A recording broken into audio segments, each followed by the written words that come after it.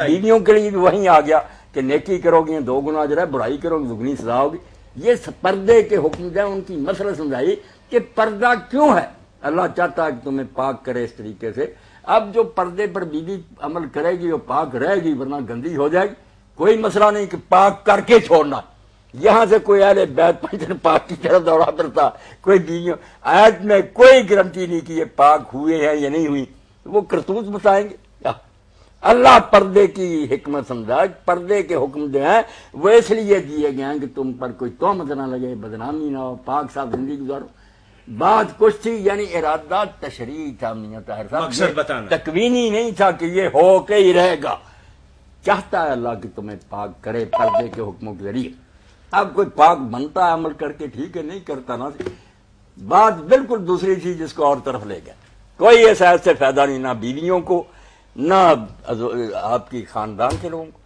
بس وہ خاندان کے لوگوں کے لیے جو دعا آپ نے کی نا وہ کچھ فائدہ دیتی ہے، آیت کوئی فائدہ نہیں دیتی۔ آپ نے جو کہا اللہ ان کو پاک کر دے، وہ اللہ نے اگر آپ کی دعا مان لی ہے تو ان کو پاک کر دیا، 5 دن پاک، وہ دعا ہے، مگر اس پر ہم کہہ نہیں سکتے کہ ضرور قبول کر رہی۔ کئی پیغمبر کی دعائیں بھی اللہ نے نہیں مانی۔ بات علم کی ہونی چاہیے، فتنے نہیں پیدا کرنے کی۔ جی آیت کے بارے میں یہ بالکل لازم ہے کہ لوگ اس کو سمجھ لیں کہ یہاں پاک کر چھوڑنے کی بات نہیں، اللہ زبردستی نہیں پاک کسی کو کرتا۔ حکم دیے ہیں کہ گھروں میں رہو، بن سنور کر باہر نہ پھرو، غیر مردوں سے لوچدار باتیں نہ کرو۔ یہاں سمجھایا کہ کوئی یہ نہ سمجھے کہ ہمیں تو مصیبت میں پھنسا دیے۔ اللہ چاہتا ہے کہ اس طریقے سے تم پاک صاف رہو، تم پر کوئی تہمت نہ لگے۔ جیسے روزے کے بارے میں کہا کہ روزہ فرض کیا تاکہ تم پرہیزگار بن جاؤ۔ اب ہم اچھے طریقے سے روزہ رکھیں گے تو پرہیزگار بن جائیں گے، ورنہ نہیں۔ وہ حکمت سمجھائی کہ روزہ بھوکے مارنے کے لیے نہیں، اس لیے ہے۔ اب ہم وہ فائدہ اٹھاتے ہیں، یعنی یہ تو ہمارا اپنا بنا۔ کوئی اس آیت کو مدح میں نہیں بیان کرنا چاہیے کہ یہ تعریف کی بات، تعریف نہیں بوجھ ہے کہ تم پر جو یہ بوجھ ڈالے گئے اس لیے کہ پاک رہو۔ ٹھیک ہے۔ مثلا عمومی زندگی کے اندر مولانا ہوتا یہ ہے کہ آدمی اپنے گھر سے ہی تھوڑا بہت دین سیکھتا ہے اگر والدین کو علم ہو۔ وہ ابن عباس کی بات غلط تھی، انہوں نے نہیں کہی، وہ حضرت زید بن ارقم کی تھی۔ جب انہوں نے کہا نا حضور نے فرمایا خطبہ جب دیا غدیر قوم پر کہ میں تمہارے اندر کتاب چھوڑ رہا ہوں، اہل بیت چھوڑ رہا ہوں۔ السلام علیکم۔ وعلیکم السلام۔ جی بھائی، میں نے مولانا صاحب سے یہ پوچھنا تھا کہ دربار میں جب جاتے ہیں ہم، ہاں وہاں تیری جو ہوتی ہے مثلا داتا صاحب ہیں، وہاں بیعت ہو سکتی ہے؟ نہیں، کسی فوت شدہ بزرگ سے بیعت نہیں ہو سکتی، وہ زندہ ہے، وہاں جنت میں ہے، ہم بیعت نہیں کر سکتے۔ اس طرح بیعت کرنی ہوتی تو ہم سارے صحابی نہ ہوتے، رسول اللہ کی قبریں پاک کر جا پر آج سے بیعت کرتے آتے۔ کسی نئے کی ضرورت نہیں کہ زندہ بزرگ چاہیے جس کو آپ اپنی حاجت بیان کر سکیں، میرا یہ مسئلہ ہے، مجھ میں یہ عیب ہے، حضرت مجھے کو بتائیں میں کیا کروں۔ یہ فوت شدہ بزرگوں کی بیعت والا سلسلہ ہوتا تو اللہ کے رسول سے بڑھ کر کون اس کے حقدار؟ اب تک صحابیت چلی نہ ہو، اب تک کی صحابیت نہ چل رہی ہوتی کہ قبر پاک پر جاتے یا رسول اللہ میں بیعت کر لیں۔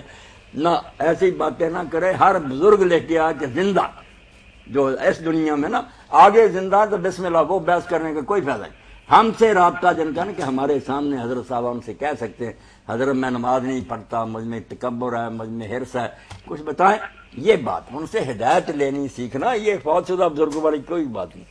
جی اور بوسہ لینا جائز ہے؟ نہ، بالکل حرام ہے قبروں کا بوسہ۔ سب بریلویوں کے نزدیک جو بندے کوئی مذہب نہیں جائز کی، بوسہ قبور بالکل ناجائز، کسی نے جائز نہیں کہا۔ بھائی لوگ اپنی مرضی کرتے ہیں، مذہب کوئی نہیں جائز کرتا۔ نہیں جی مولانا، آج کل جو رسم و رواج بنا ہوا ہے، جھکنا اور بہت زیادہ جھکنا اور ماتھا ٹیکنا، سب ناجائز ہے، سب ناجائز۔ کسی مطلب طبقے کے اندر تھوڑی بہت اس کی گنجائش کوئی نہیں۔ لوگوں نے پوچھا اللہ کے رسول ہم جھکیں تھوڑا، فرمایا نہیں، ہاتھ چومیں فرمایا نہیں، صرف کا مسافہ کرو، بس السلام علیکم کا اور مسافہ کرو۔ جی جی بات واضح ہوگی بھائی؟ ہاں جی جی، مہربانی، شکریہ۔ کچھ اور پوچھنا چاہیں گے آپ؟ میں بہت اچھا، بہت مہربانی جی۔ اب بات ختم ہو رہی ہے، ہم بھی کریں۔ حضرت زید بن ارقم نے جب حدیث سنائی ہے کہ حضور نے فرمایا میں 2 چیزیں چھوڑ رہا ہوں، ایک اللہ کی کتاب اور ایک میرے اہل بیت۔ وہاں صحابی سے لوگوں نے پوچھا کہ آپ کی بیویاں جو ہے اہل بیت میں نہیں ہیں؟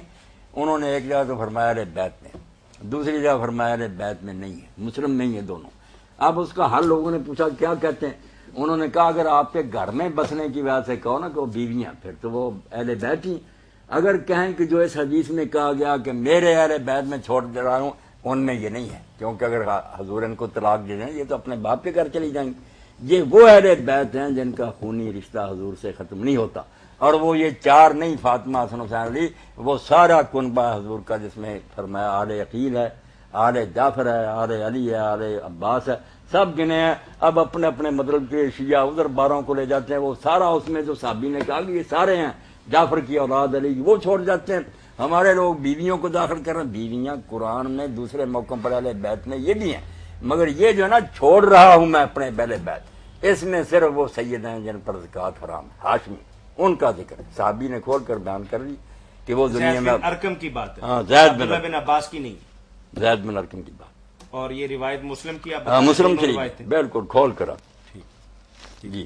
یہ مولانا ہم عرض کر رہے تھے کہ لوگ اپنا دین جو ہے وہ اپنے گھر سے سیکھتے ہیں، اور گھر والوں کو جتنا دین کا علم ہوتا ہے وہ آپ بہت اچھی طرح جانتے ہیں۔ ہمارے ہاں کوئی باضابطہ انسٹیٹیوٹ یا ادارے ایسے ہے نہیں جو تھوڑے عرصے کے اندر کسی کو دین کے حوالے سے رہنمائی کر سکیں۔ تو بھائی نے پوچھا ہے کہ مجھے قرآن کریم اور احادیث مبارکہ یا شریعت اسلامیہ آسان فہم کوئی طریقہ بتائیں کہ میں دین کو صحیح بنیادوں پر سیکھ سکوں۔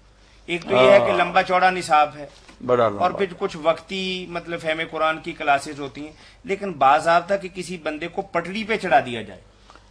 بس ہے تو یہ بہت مشکل سوال، کیا حل کریں اس کا، ایزی دینی جماعتیں توجہ نہیں کرتی۔ مختصراً عرض ہے کہ قرآن مجید کا ایک ترجمہ اور حاشیہ جو لمبا چوڑا نہ مختصر، اس کے لیے میں کہوں گا کہ سب سے بہتر جس دور میں میسر ہے وہ مولانا شیخ محمد عبدو رحمۃ اللہ علیہ کا حاشیہ ہے، ان کے حواشی جنا اشرف الحواشی، وہ مختصر ہے، حدیث کی روشنی میں جو ضعیف ہے وہ بھی بتا دی ہے۔ یہ چھوٹا ایک جلد میں مل جاتا، دو اس کے اندر ترجمے، مولانا وحید الرحمان کا بھی ہے، شاہ قادر کا بھی ہے، تو وہ بہت اچھا۔ عام آدمی نہ پہلے قرآن تو سمجھے، حدیث پاک کے لیے لمبی کتابوں کی بجائے لول والمرجان اب جو چھپ گئی ہے کہ بخاری اور مسلم میں جو متفرقہ حدیثیں ہیں ایک ہی جلد میں، وہ ٹھیک ہے، قولی حدیثیں ترجمہ بھی ہو گیا، وہ لے لیں، چوٹی کی حدیثیں۔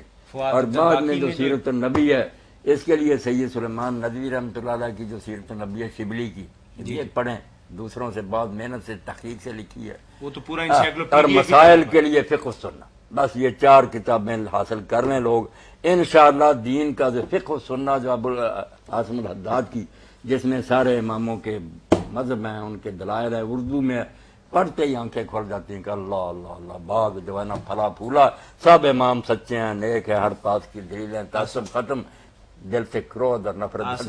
قاسم الحداد ہاں فوت ہو گئے نا، مولوی صاحب کے ساتھی تھے، اب ان کے بچے تو منصورہ میں ہی ہیں، مگر وہ فقہ سنہ جو سید ثابت کیا جو مصر کے عالمی دین، نہیں، وہ فقہ سنہ اور ہے، وہ لمبی چوڑی 8 جلدوں میں، یہ صرف 2 ہی چھپی، عبادات تک گیا، اگر آگے بھی لکھی جاتی بہت، یہ اس سے الگ ہے۔ سید سابق نے جو آپ صحیح سمجھی نا بات، وہ لکھی ہے، اس کے دلائل بھی، انہوں نے ایسا نہیں کیا، کوئی رائے قائم نہیں کی، سامنے سارا رکھ دیا کہ یہ امام یہ اقوال دے دیے، اس کے پاس یہ دلیل ہے، یہ پڑھنے سے آنکھیں کھل جاتی ہیں کہ آسم پر اللہ تعالیٰ رحمتوں کی بارش کرے، امت سے اس نے نفرت دور کر دی۔ فقہ سننا